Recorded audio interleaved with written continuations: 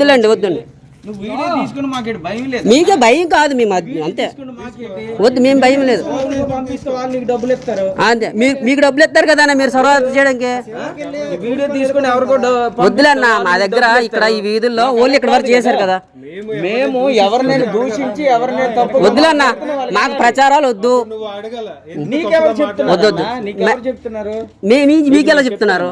మీకెవరు చెప్తున్నారు? చెప్తున్నామా? ఏం చెప్తున్నారు? మేము అలాగే వీధులను పాట వద్దు మాకు వద్దు. మా వీధుల్లో వద్దు. మా ఊర్లో వద్దు. వద్దంటే వద్దు అంతే.